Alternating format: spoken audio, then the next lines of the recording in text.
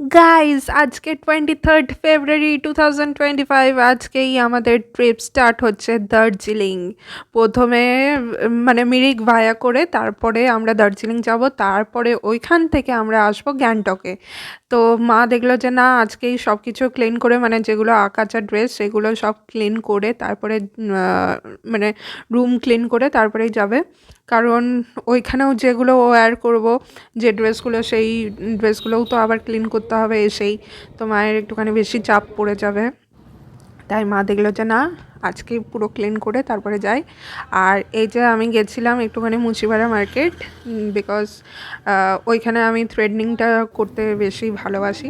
তো থ্রেডনিং আর hair cut একটুখানি করে তারপরেই চলে এলাম আজকে ট্রেনে যা যা ডিনার করব সেইগুলো এই রেস্টুরেন্ট থেকে নিতে, এপার বাংলা ওপার বাংলা থেকে। ঠিক আছে, এই রেস্টুরেন্টে আমার খুবই পোলাওটা খেতে খুবই ভালো লাগে। তো এই যে পোলাও আর চিলি চিকেন নিয়ে নিয়েছি, এটা ট্রেনে খাবো। তো বাপি তো না খেয়েই উঠবে, বাপি 8টা 7:30টার মধ্যে খেয়ে নেয়, এই 7:30 8টার মধ্যে খেয়ে নেয় যেহেতু, কিন্তু আমি অত তাড়াতাড়ি খেতে পারি না, তো আমি ট্রেনেই খাবো। আর দাঁড়াও তোমাদেরকে দেখাই ভালোভাবে। ঘরে এসে থ্রেডনিংও করলাম, প্লাস হেয়ার কাটটাও করলাম, লকস কেটেছি। কেমন লাগলো সেটা জানিও আমাকে কেমন লাগছে। আর আমার কটা জিনিস শেষ হয়ে গেছিলো, সেটা ট্রাভেলে খুবই লাগে, যেমন ওয়েট ওয়াইপস আমার শেষ হয়ে গেছিলো, ওটা কিনলাম। আর সেরকম মেকআপ তো করবো না, তো কাজলই লাগাবো, তো কাজলটাও আমার শেষ হয়ে গেছিলো, সেটাও কিনে নিয়ে এসেছি। আর এই যে এসেই লিপস্টিকটা ক্লিন করে নিলাম, আর সানস্ক্রিন মেখে গেছিলাম, ওটা এমন ক্লিন করেছি যে পুরো মুখটা লাল হয়ে গেছে। আর এই যে সুইস বিউটির এবার থেকে কিনবো, কেন কি যে মামাটার দোকানে কিনলাম সেই মামাটা বলছে না, একদম বেবি জংশনের ওয়েট ওয়াইপস একদমই ভালো না ফেসের জন্য, ওই পি ক্লিন করতেই, মানে বেবিদের ওই সব ক্লিন করতে, পটি ক্লিন করতেই বেস্ট।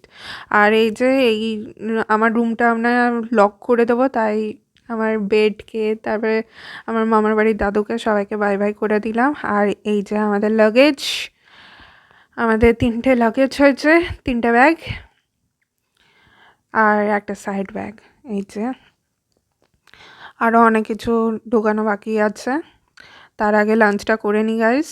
এই যে ডাটার ঝোল দিয়ে ভাত খেয়ে নিলাম, তারপরেই ইভিনিং হয়ে গেল, বাপি একটুখানি খেয়ে নিচ্ছে, তারপরেই ডিনার করে নেবে। আর আমি তো এখন একটুখানি পেটটা ভরিয়ে নিচ্ছি ফুচকা, তারপরে মা আপনার চপ, তারপরে আরে ওটাকে কী চপ বলে, হ্যাঁ ডালের বড়া, ওই সব খেয়ে নিল মুড়ি দিয়ে। আর এই যে আমি আর ঠাকুমা খাচ্ছি ফুচকা।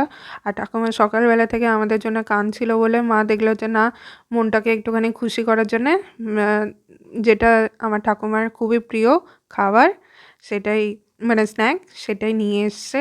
আর চলো আমিও খেয়ে নিই। এই যে এখন একটুখানি ভালো লাগছে আমার ঠাকুমাকে।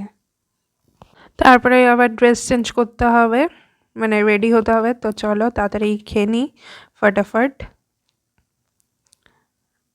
আর এত বড় ফুচকাটা সেই টাইমে আমি বুঝিনি যে আমি খেতে পারবো কি পারবো না, আর প্রথমেই আমি বড় ফুচকাটা ধরেছি গাইজ, দেখো কি লাস্ট অবধি হয়। আরে বাপরে, আরে বাপরে, আরে বাপরে, খেতেই পাচ্ছি না, সব ফেটে ফুটে বেরিয়ে গেল। আমার ফেস দেখেই তোমরা বুঝতে পারছো কতটা আমাকে ট্রাভেল করতে হলো এই সিচুয়েশনটার উপর দিক থেকে, মানে মধ্যে থেকে। দেখা কি সুন্দর খায় ফুটফুট করে, আর আমাদের এগুলো ভেঙে টুরে যাচ্ছে ছোট ছোট ফুচকা।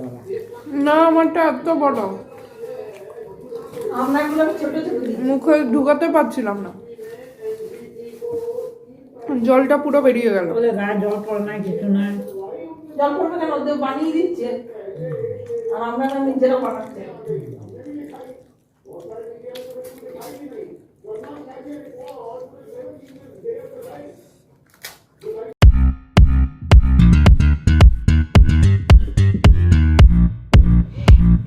এটা কিন্তু লেদার জ্যাকেট না, এমনি নর্মাল জ্যাকেট, কিন্তু দেখো লেদার জ্যাকেটে যেমন মানে বাইক রাইডাররা পরে অমনি টাইপেরই নেক কাটটা দারুণ লেগেছে আমার, তার জন্য আমি মাকে বললাম যে না তোমাকে পরতে হয় না, আমি পরে উদ্বোধনটা করি তারপরে তুমি পরবে।